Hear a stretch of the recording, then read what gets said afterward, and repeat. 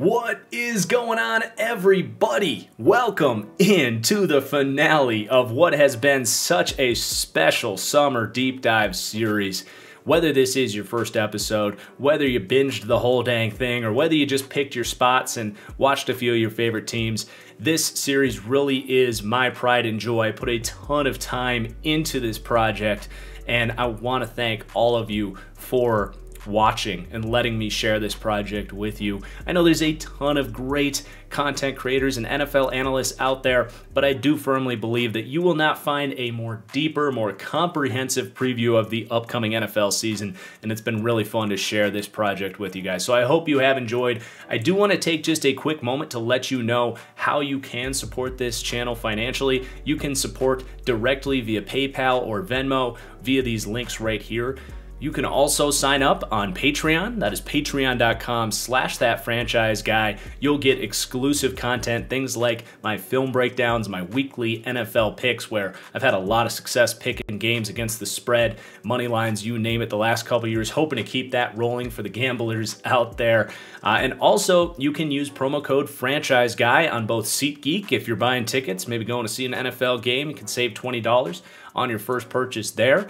And now using that same promo code on Magic Spoon, you can save $5 on your first purchase there. Well, you will get a new convenient and healthy option for breakfast to mix into your daily routine. I eat Magic Spoon almost every morning. I cannot recommend it enough. So those promo codes right there are another way to show your financial support for the channel. No pressure there. I really do appreciate you guys for watching the series, and I enjoy sharing it with you guys, but I do have a wedding to pay for and rent bills to keep up with. So if you do want to support the channel financially, that is how you can do it right there, and thank you in advance. But let's get into the Tampa Bay Buccaneers deep dive. It's kind of nice that this is the last one because this team is so easily #1, and it's kind of a nice, easy, slow finish for what's been a total grind for this series. Not that we don't have a lot to talk about here, but there's really no doubt that the Bucs are the best team in the NFL. I tweeted this out, I think a month ago, that I've been doing this series for 4 years, and I have never seen a roster as deep and talented as the Bucs have, and especially from a Super Bowl team.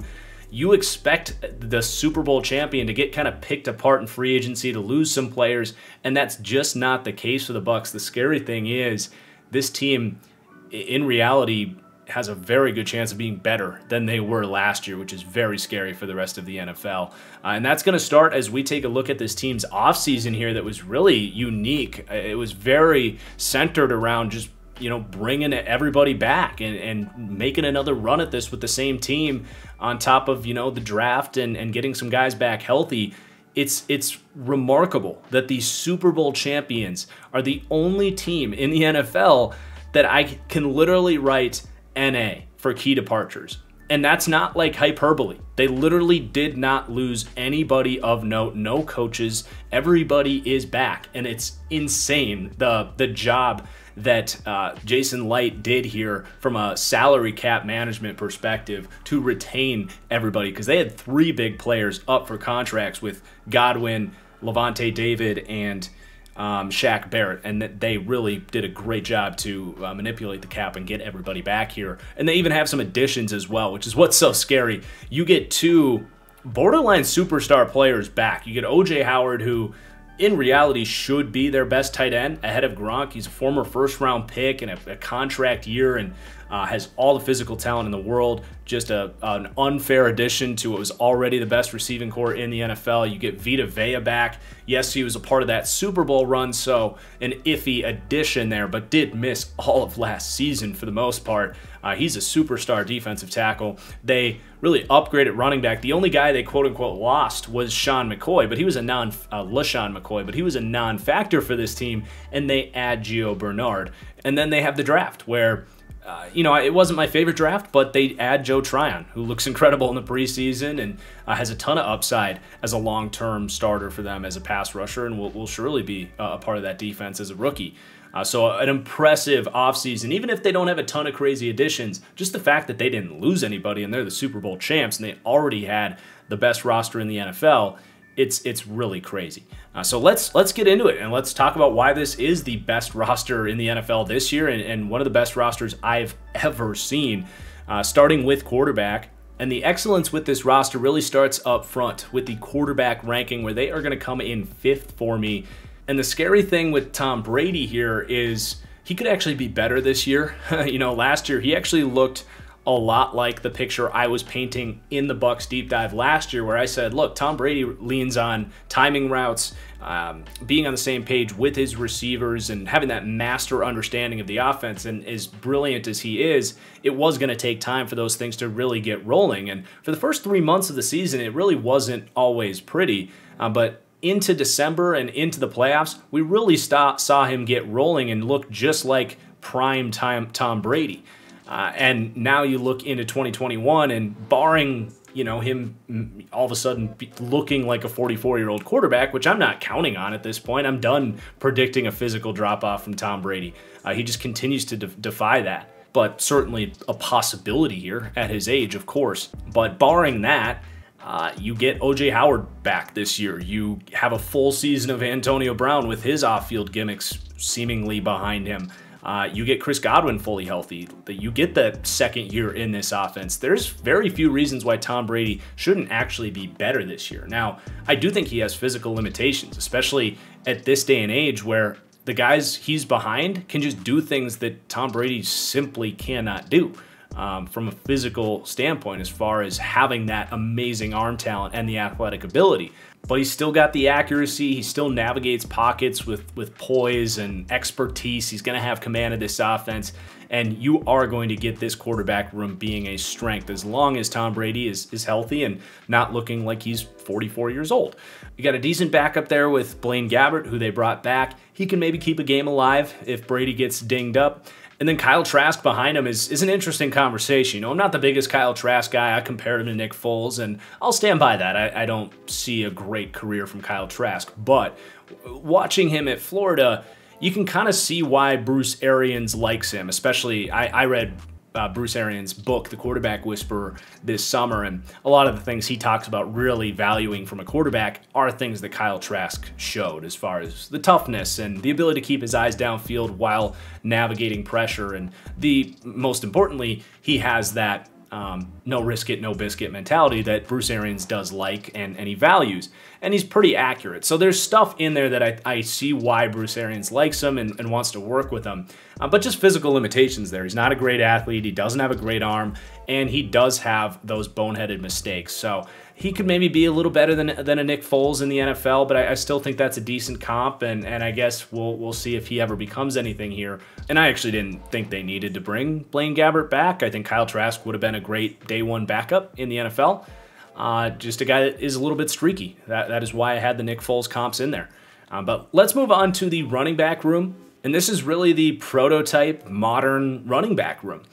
You've got 3 guys that can really play in Leonard Fournette, Ronald Jones, and Giovanni Bernard, and they're not going to cost this team any money. And they have different skill sets here. This is going to be a big rotation, I believe, just as it was last year. So they rank tied for 23rd here. It's a good running back room, and it's the worst position group on this team, and it's not even a liability. So you have Leonard Fournette, who actually could have a nice, it wouldn't be a breakout season, but kind of a full year removed from what, in my opinion, was a Leonard Fournette that was getting complacent. I think he was putting on too much weight and actually was pretty out of shape for the Jags by the end of his Jags regime, and that was the player the Bucs acquired. So there actually might be some upside there with Leonard Fournette, because as the year went on, he seemed to be in better shape and ran with a little more urgency. So that could happen here, him be a better version, but I'm just kind of expecting Leonard Fournette to be a good rotational running back here with a lot of straight line explosiveness and a guy that can catch the ball out of the backfield. You got Ronald Jones, somewhat similar running style to Leonard Fournette, a lot of straight line speed, can shake guys one-on-one, but in Ronald Jones' case, he is just abysmal catching the ball out of the backfield, and that's why you have Giovanni Bernard, who they were able to acquire for basically nothing via free agency. And he is an extremely fluid receiving back. And ideally, he's not going to be out there running the ball a ton. He's basically going to be the James White for Tom Brady here, which is something they it's a piece of this offense that they wanted with a guy like LaShawn McCoy, but they just weren't getting it. So that could actually be another upgrade to this receiving group that we'll talk about here. You have Keyshawn Vaughn as well as their fourth back. I was not a fan of him in that pick, and he really was disappointing as a rookie. So he's there. I'm not expecting anything from him. And then, as I alluded to, this receiving core is stupid. I mean, literally everybody in the NFL is jealous of this receiving core because it's not just that you have 3 legitimate number 1 receivers, it's the depth. Like, Jalen Darden is this team's 9th or 10th best receiving target, and he was a guy that I would have been comfortable drafting late 2nd, early 3rd round, who has just unbelievable quickness and ability with the ball in his hands. But let's start at the top because this is the best receiving core in the NFL. They rank first. It is the highest ranking group in the entire NFL for me, outside of the quarterback grades. And this might be hyperbolic, but I think this group has a chance to be the best receiving core in the history of the NFL. They certainly have the talent to be that. But you have Mike Evans at the top, who, to me, if he's just your only number 1, it can actually be a little bit underwhelming. He's a very good receiver, but he's not an elite separator. He's just a guy at 6'5" that lacks some of the quickness and high-end route running ability to run every route in the playbook and be that go-to number 1. But again, he doesn't have to be that here. He can basically run go balls, hitches, in routes, and block, and that's the perfect role for him. He's a selfless dude, a great guy off the field, and a great locker room guy for them as well. It's why he gets the captain's badge.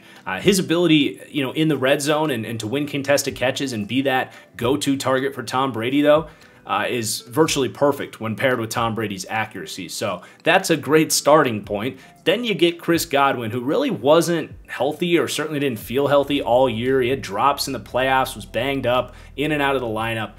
He was poised for an amazing season last year, and I think getting healthy this year, Godwin can prove to be this team's best wide receiver. He is the guy that can be a true alpha number 1 receiver, a guy that has all of the athletic traits with the size to run every route and be that guy that can consistently beat the best one-on-one coverage. Mike Evans was getting locked down by Jair Alexander. Chris Godwin can be a receiver that can beat a guy like Jair Alexander.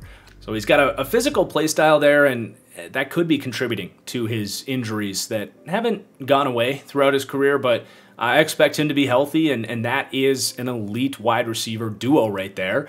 And then you have Antonio Brown. Yeah, remember him? The guy that was the best receiver in football 2 years ago and then just went AWOL off the field?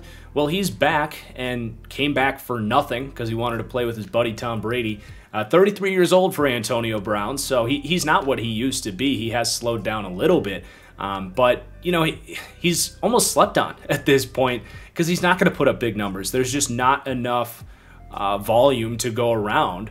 But on tape, you look at the Super Bowl, you look at all of his time here in Tampa Bay, he still beats one-on-one. He's still a premium route runner with a ton of quickness, outstanding ball skills. I've talked about this in other deep dives, especially with a guy like Adam Thielen. Antonio Brown has a rare it factor when it comes to tracking the ball in traffic and brushing off really contact down the field to still see balls in. So getting him in a full year with this team, yes, he's 33 years old, but I expect a better version of him this year. I expect a better version of Chris Godwin. So that 3 right there is just stupid. That alone would give you the best receiving core in the NFL.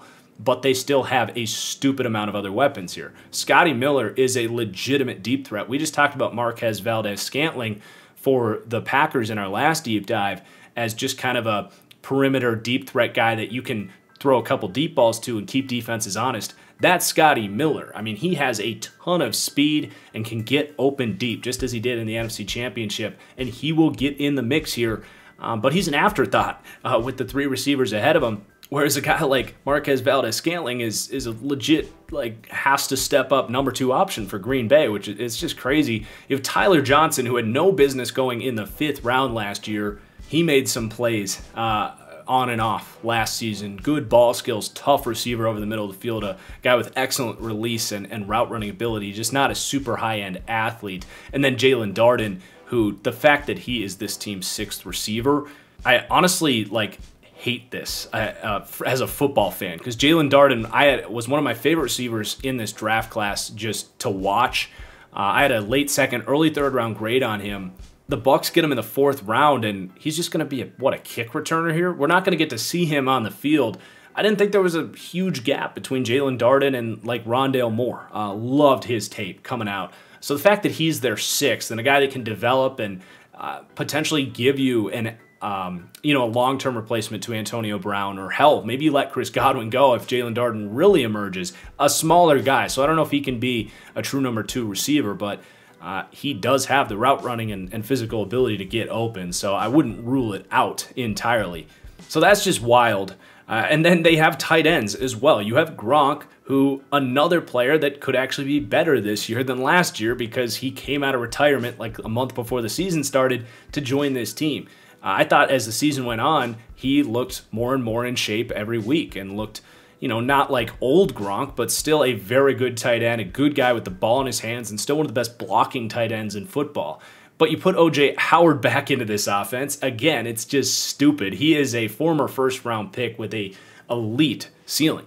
Physically speaking, he's comparable to like Darren Waller, who just runs away from guys constantly. So we'll see if O.J. Howard can stay healthy and offer that consistency. He's had kind of a streaky career, and obviously coming back from injury, but the fact that he's here, it's laughable. Cameron Brate is their 3rd, who would start for, 10 other teams in the league. Just a, reliable, sure pair of hands that's never going to see the field here.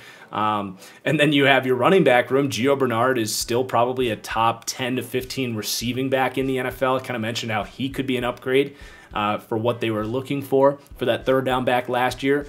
Hard to imagine a better piece for them to be able to add realistically, just as far as who was available for them.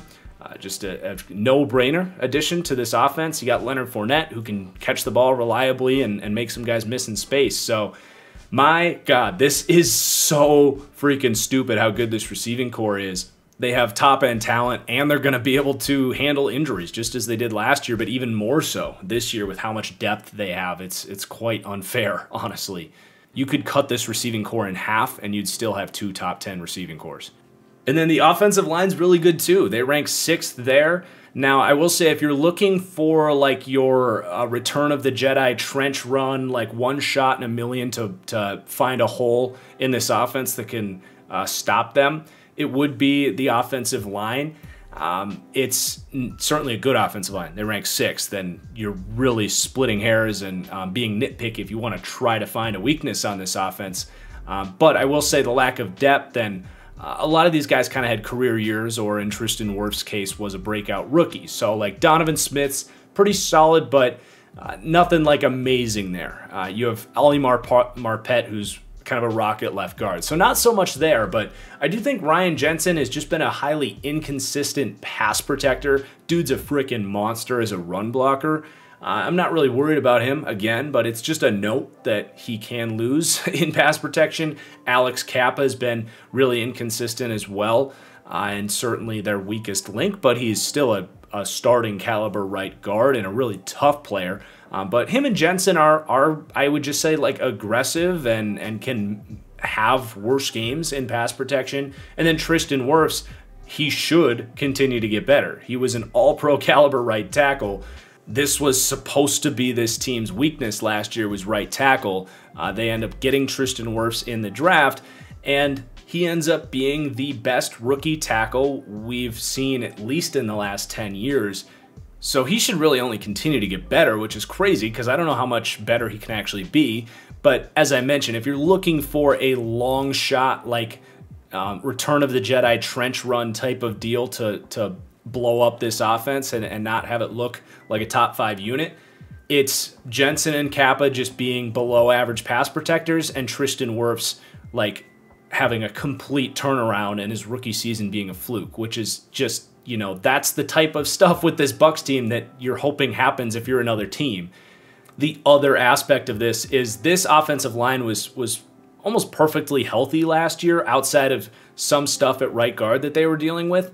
It is difficult to expect that to happen again, and if that happens, you don't have a lot of depth here, just as most teams don't. But it is unique in the fact that the Bucs did mostly stay healthy last year. So you have Josh Wells, who's a veteran who can be a decent swingman. They bring in Watford, who's had experience. He's okay, but obviously if those guys are starting, that would be a weak point.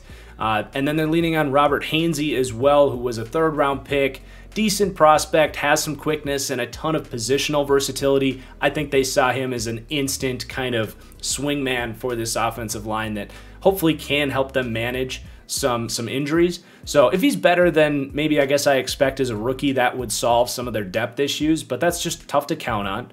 But again, it's like as long as they stay healthy, this is a top 6 offensive line in the NFL, paired with the best receiving core, a top 5 quarterback, decent running game, and then as we take a look at the offense, the coaching is going to rank 9th for me. A lot of good offensive play callers in the league right now. I think Bruce Arians is in the top 10 of that conversation.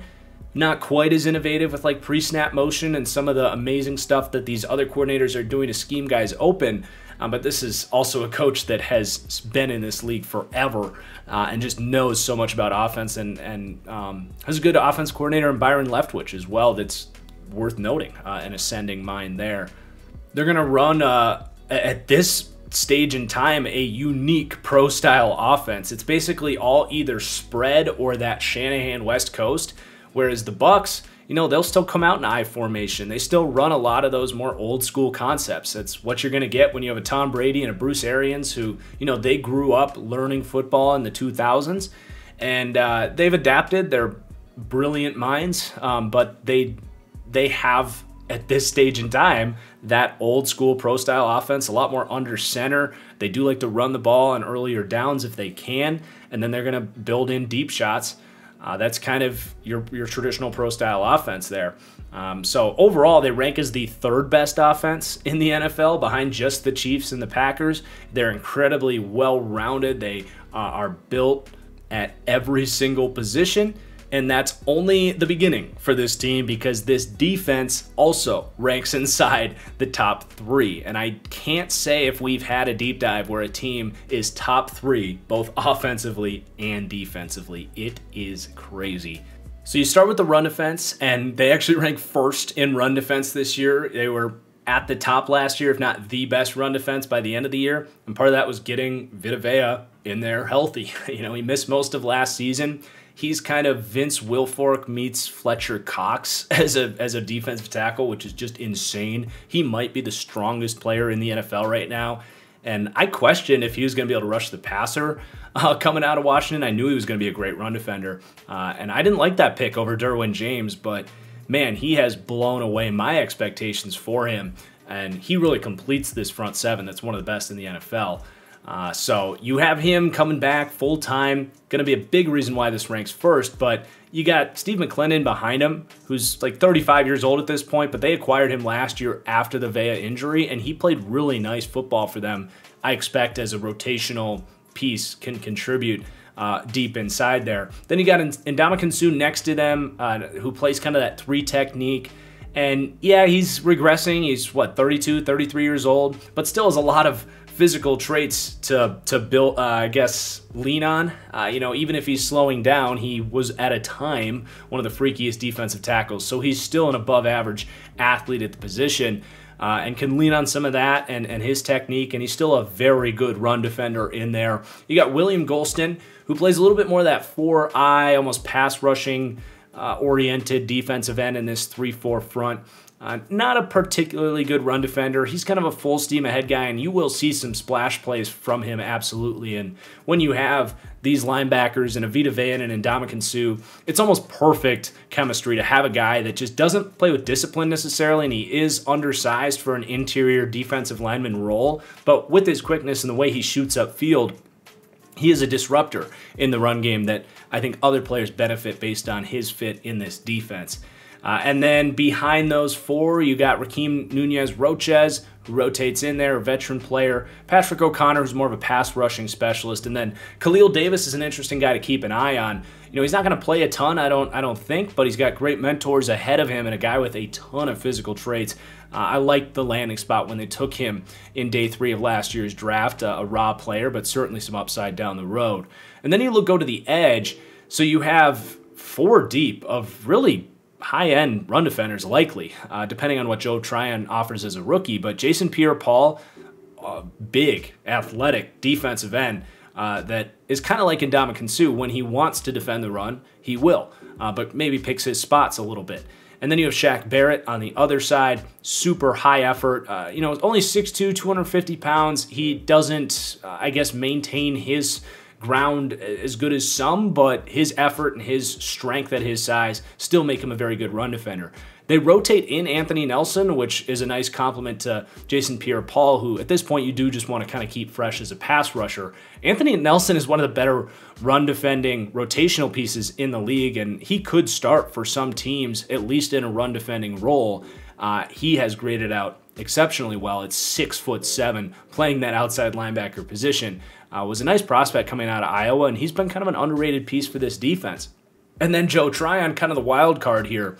A very full steam ahead player, and I don't know how much he'll play run defense, what kind of role he'll have as a rookie. I think someday he certainly has the size to develop some of that discipline to be a very good run defender, but I'm not expecting that here in his rookie season, and they don't need that from him. And then the linebackers, you have the best duo here. Both guys excellent run defenders. Levante David, a little bit more of the patient, heady player that I don't want to say lets things come to him, because he'll go get it when he sees it. But unlike Devin White, who just is very full steam ahead, they play off each other very well. Devin White will take risks. He'll find himself out of position, and guys will get past him, as athletic as he is, just because he guesses the wrong gaps. But when he guesses correctly, that is just, it's terrifying to see this guy. He's like a bat out of hell at 245 pounds, 4.4 speed. He is just a unique weapon for this run defense, especially when you have a Levante David next to him that doesn't get out of position and is a little bit more of a secure player. Both these guys phenomenal athletes. So that's really it. You got your linebacker depth, this Kevin Minter, who you hope doesn't have to get out there in the field, KJ Britt, and Stewart going to play special teams roles this year. I like Britt's upside potentially to develop here, but a long way away from being a good player. But this really is the perfectly crafted run defense, both from just the players are good, but they're schemed up really well as well, and they play off each other really well. And a big part of that is a credit to Todd Bowles, who has just manufactured an excellent run defense here in Tampa Bay. And now let's talk about the pass rush. So they're going to rank 8th for me for pass rush, which is still a top 10 unit, but maybe they're weakest part of this defense, I guess. I don't know. It's freaking good, man. This pass rush was a big part of their Super Bowl run as well. Maybe some nitpicky weak points here. You don't have, I guess, your true alpha dominant elite player here, but you have two very good pass rushers, Vita Vea and Shaq Barrett, who are #1 guys at their respective positions. And then you have good #2 guys with Ndamukong Suh and Jason Pierre-Paul and William Golston. And I feel really solid about this being a top 10 pass rush, but again, if you're being nitpicky here, which we might as well do, because this is the first ranked team in the NFL that we said is the best roster I've ever seen, this is an older group. You have obviously Jason Pierre-Paul, opposite side of 30. There's a world where he really drops down to not even being a #2 starter. There's a world where Ndamukong Suh just loses it. William Golston had a career year last year. So there's a world where those guys really fall off, and then, Shaq Barrett, maybe with a little bit less around him, a guy that the league has been hesitant to view as a true #1. Maybe he drops down from the 70 pressures you've been getting to down to that 50 pressure mark. I still think that's possible. I like Shaq Barrett. He's a super high effort player, but I think that's still something that's possible. Maybe not something I'm projecting. Again, we're just kind of being the pessimists here for a second. And if all that happens, it's maybe the 15th best pass rush, and you're putting a little bit more pressure on the secondary. But for the most part, this is a pretty foolproof pass rush that we know what we're going to get. The one wild card that I haven't really mentioned here is Vita Vea, getting him in for the full season. This dude demands a double team and opens up this pass rush for everybody else. I mean, with his get off and strength and size, you just have to account for him. So while we took a pessimistic outlook earlier, there's actually a chance that they exceed this, because maybe Vita Vea, his presence full season here and just what he offers on his own as far as his pressures boost this up. But then it opens things up for guys like Shaq Barrett, Jason Pierre-Paul, and William Golston. And then Joe Tryon is another wild card here for another reason this could exceed the 8th ranked pass rush, a player that we have not seen since 2019, but my God, he looks incredible in the preseason, and his athletic traits, he's going to be a great player. I feel pretty good about that, especially if Todd Bowles stays around here, and I think it's almost a no-brainer prediction that he takes the reins from Jason Pierre-Paul someday.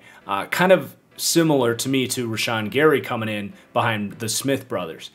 Difficult to know exactly how much he's going to play as a rookie, but if he gets out there, maybe Jason Pierre-Paul gets hurt and Joe Tryon actually gets full starting reps, I think that could have a higher upside for this pass rush. You get Vita Vea in there, then all of a sudden Shaq Barrett's like your second, third best pass rusher. This is all assuming a Joe Tryon breakout, and then Ndamukong Suh's just chilling there. I mean, that could be the best pass rush in the NFL. So there's a range of outcomes, I think, for this pass rush. I would say very likely they come in here at 8th. Decent chance they exceed that, and a very slim chance that they're worse than that because of the age and some of the stuff we talked about there. But a top 10 unit there, nonetheless, and then the first-ranked linebacking group. Lavonte David, Devin White, this is undoubtedly the best linebacking duo in the league. Lavonte David is one of the smartest linebackers in the NFL. He's one of the most athletic linebackers in the NFL. Still took a discount, really, to stay here at $13 million compared to Darius Leonard at $20, or Jerome Baker, I think, making $13 million. That's like laughable. So really unfair that they get to keep him around at that price tag. Secure tackler, super smart coverage player. Was one of the few defensive players that showed the ability to actually cover Travis Kelce in the Super Bowl. So to me, Lavonte David is in the conversation for the best linebacker in the NFL. It's just difficult to kind of pick who that is. It's kind of a stylistic preference at this point in time. But you've got him there, and then you have Devin White, who is not the 30th best player in football or whatever the NFL Top 100 list had him at. A little diversion here coming up this week. I'm going to have a mega season preview podcast where I do my top 100 players for next season and my top 10 breakout players as well, and a big mailbag. So make sure you guys are subscribing and gearing up for my regular season content. But back to Devin White. Surely overrated, in my opinion, just because he's not a high-end coverage player. He is a forward-moving, dominant linebacker who lacks a lot of discipline. There's holes in his game, but he's still super young. He might be the most athletic linebacker in the NFL, depending on how you want to talk about Isaiah Simmons and Micah Parsons, but he's right in there with those guys. A super strong player. And even though he has some problems in coverage that he still needs to work on if he wants to get into that top linebacker conversation, for me, his sideline-to-sideline speed is unbelievable. You live with some of his aggressiveness when you have a Lavonte David next to him. It's like a match made in heaven right there. And lastly, he's one of the only linebackers worth mentioning as a blitzer. And perhaps I did a disservice not including him in the pass rush conversation, because with 4.4 speed at 240 pounds and the tenacity that he plays with, there's very few running backs in the NFL that can, get the right pad level and stop this guy on a blitz. So that's an added asset, and of course Todd Bowles schemes that up very well, and that's reflected in part with part of the defensive coaching grade that we'll see in a little bit. But it's the best linebacking core in the NFL. Really no conversation to be had there. You got Kevin Minter, who's a captain here, contributes on special teams as a veteran. If you have an injury, he can come in and not get lost, but just a lack of athleticism there. And then KJ Britt, some good mentors in front of him. You get 3 captains here between David, White, and Minter to help develop KJ Britt, who has size and some physical tools to get there. Stewart, to me, really struggled in coverage, and I just think he would be a liability if he ever saw the field, but maybe a decent special teamer. And now the secondary, that's really a perfectly crafted group. And the fact that they have their starting 5 all on rookie contracts here, and all of these guys were fine playing on those contracts, to come back and win another ring as opposed to, asking to get paid is just another unfair advantage that this Bucs team has. Carlton Davis deserves $15 million a year. Jamel Dean is going to deserve maybe even more than that, depending on how his year looks like this year. Sean Murphy-Bunting is a $15 million corner most likely. And all these guys are accounting for about $3 million of cap space this year, and it's one of the better cornerback trios in the NFL. All these guys have size. They're all over 6 feet tall, or at least at 6 feet. And in the case of Jamel Dean and Sean Murphy-Bunting, they're excellent athletes. Carlton Davis, to me, actually has a chance to be this team's worst all-around corner, but he brings that physical press ability, and in a matchup type situation, they really do a great job. Another credit to Todd Bowles of picking what skill sets these guys should be matched up on, and Carlton Davis is usually going to take the bigger, more physical receiver where his quickness and speed isn't going to be exploited as much. And then you have Bunting and Dean, who can move in and out of the slot and really cover anybody with size and speed and quickness. Both young players, excellent draft picks. Both guys going to get the up arrow, and players that could have huge seasons this year, especially if that pass rush is a best case scenario and gets up more in the top 5, really letting these guys be opportunistic. So that trio is a massive asset to this team. It is worth noting, however, that these guys stayed remarkably healthy last year. Most teams are going to deal with some dings and knocks in the secondary. And then you're going to Ross Cockrell, who can play, but he's an aging veteran. And then you have Dee Delaney, who I'm very loosely familiar with. You don't want to lean on him. So they have a notable lack of depth, and they are out of cap space. They're currently in the red at like negative $100,000. So I never say a team can't add anybody because teams show time and time again that the cap isn't real. But realistically speaking, this is going to have to be their unit. So if they start getting hurt, they're not like a lot of teams that have at least options that are replacement level depth. It really drops off very quickly here for the Bucs. And then the safety group is really good. I would say it's a step short of being great. I love Antoine Winfield. I was a big draft take of mine last year. He was a top 20 player in that class and was critical of certain teams for passing on him. And the Bucs are the beneficiary of that, really getting 2 of the best rookies in the NFL last year, in Tristan Wirfs and Antoine Winfield. He is Tyrann Mathieu. With potentially better coverage IQ. So I'm super high on Antoine Winfield. Just needs to continue to show that he is that player to continue to elevate into the top 10 safety conversation. But the reason I compare him to Tyrann Mathieu is he's incredibly versatile. He's instinctive and rangy as a free safety. He's a guy that can come up and man you up in the slot because he has 4.4 speed and really good quickness and technique. He has excellent ball skills and is a playmaker. There's nothing not to like about Antoine Winfield. It's just a matter of him continuing to climb. So that's outstanding. And then, Jordan Whitehead, Mike Edwards, that's okay. Those are low-end starters at safety, in my opinion. Whitehead is kind of that slot type, and you at least have a ton of versatility with how Whitehead and Winfield can play both free safety and slot corner, strong safety. But Whitehead's really quick, decent coverage player, had a much better year this year than 2019. If he meets in between what he was in 2019 and 2020, if he has that regression towards the mean, it could be a partial liability in this secondary. And maybe, Mike Edwards gets into the mix as well. Edwards played really nicely as this team's 3rd safety. In this defense, they only use that 3rd safety about, 15-20% of the time, but was a guy that showed some playmaking ability and coverage upside out there when they were using him. But nothing crazy there with your strong safety. Maybe the worst starting position on this team would be strong safety, but it's not like it's a weakness. I don't know who Cooper is there. Another spot where injuries could kind of derail this secondary rather quickly. But your starting 5 there is spectacular. Ranked 7th in the league and room to grow as well. Jamel Dean, Sean Murphy-Bunting, Antoine Winfield especially have super high upside here. And if those 3 guys all have a best case scenario season, there's very little reason the Bucs secondary won't be the best in the NFL. All of those guys have borderline elite potential at their positions. So as I mentioned, you had a top 3 offense and you have a top 3 defense here, as they are tied for second for me. They're also complemented by Todd Bowles, who's one of the best defensive coordinators in the NFL. They rank tied for 7th with defensive coaching, and his scheme here with this attacking 3-4, it's a very aggressive unit. They like to blitz, whether it's Devin White or going zero blitz and leaning on these corners and their man coverage ability and their press coverage ability.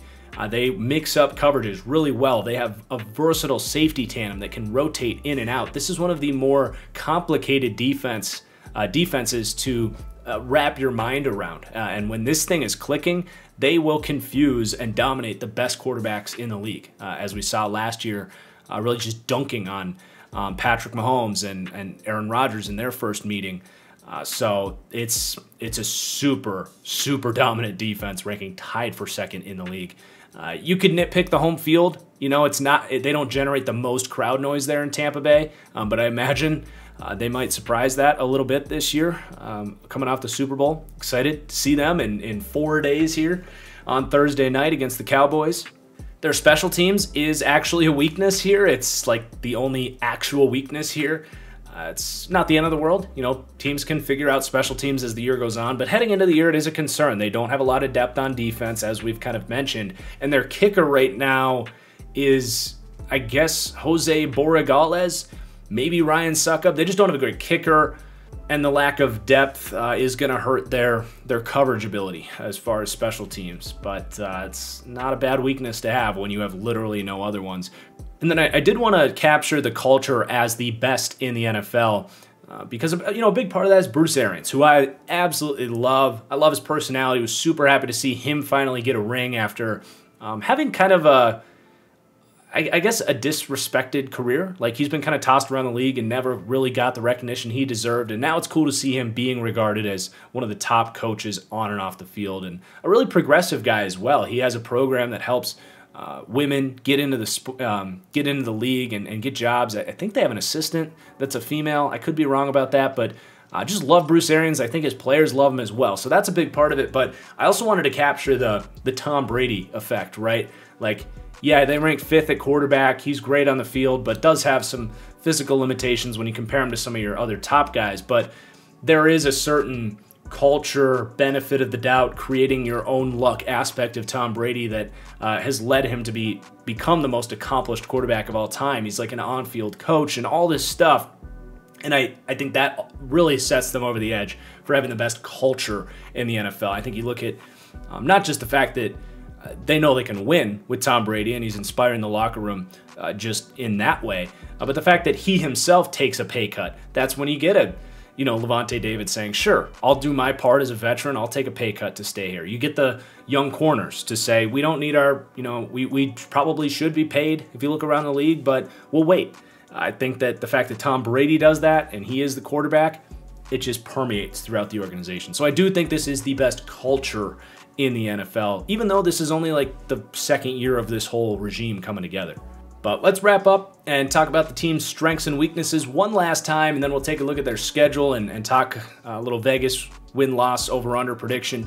But, we've got strengths and weaknesses here in brackets, because weaknesses for the Bucs are really, just different relative to the rest of the league. They're incredibly deep.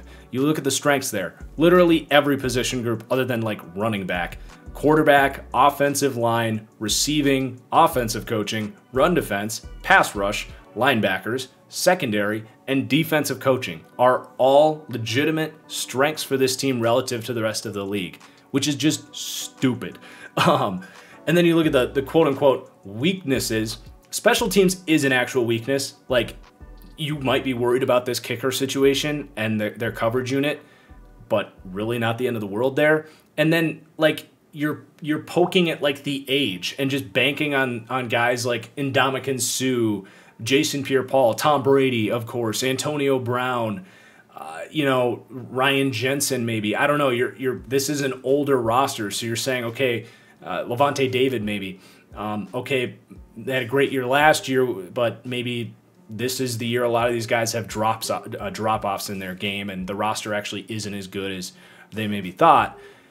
again, you're poking holes, and that's like being more pessimistic about the Bucs than we've had to be about other teams. The reality is this team doesn't have any weaknesses. You could also poke it like depth as well, and the fact that this team doesn't have any salary cap to really be mobile during the season if they did have injuries. They were a team that was relatively healthy last year outside of Vita Vea and Chris Godwin playing banged up. So that's, you're poking pretty minor holes in this team. It's pretty freaking crazy, the team that we're looking at here. And you got to just, you tip your cap to Jason Light for the drafting and the ability to structure these contracts and get everyone back. You tip your cap to Tom Brady and some of these other players that we've talked about taking pay cuts to put this thing together. Some free agents, guys like Fournette, Gio Bernard, just saying, sure, I'll come play for the Bucs this year for nothing. Why not? It's remarkable. Let's look at their schedule. And their Vegas over-under is 11.5 wins, and that pays nothing right now at -160. They are the best team in the NFL, and I've got them going over that 11.5 mark, winning 14 games this year. They do have 2 really tough road games in the first month of the season. So you have at the Rams and at New England, where I actually have them losing. I think they very well could win both of those games. I just don't think the Bucs go 17-0. They certainly could, don't get me wrong. But then I also have them losing to Buffalo at home just because 14-3 is really what sounds right to me with the Bucs. But ultimately, this is pretty modest schedule, and I don't see this team having a lot of hiccups, barring health or age regression for a Tom Brady especially. This team really should be ready to rock and roll, and there's no debate to me that this is the best team in the NFL. So that's going to do it for this deep dive for the entire series. It is over. Oof. Not a lot of time to catch my breath. We're going to be out on Monday with my full season predictions, really putting my foot down what I think actually happens here. These have been more of a projection as far as what could or should happen on a, median likelihood basis.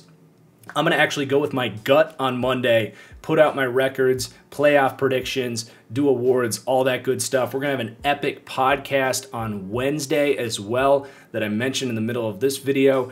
And then on Thursday, I will be doing my picks on YouTube public this week. And then we'll be heading over to Patreon for those picks for the rest of the month. Football season is upon us, man. I really hope you guys enjoy the series as much as I enjoyed bringing it to you. Please do hit that like button to show your support one last time. That's it, man. Peace out, and we'll see you all on Monday for my playoff predictions video. Peace.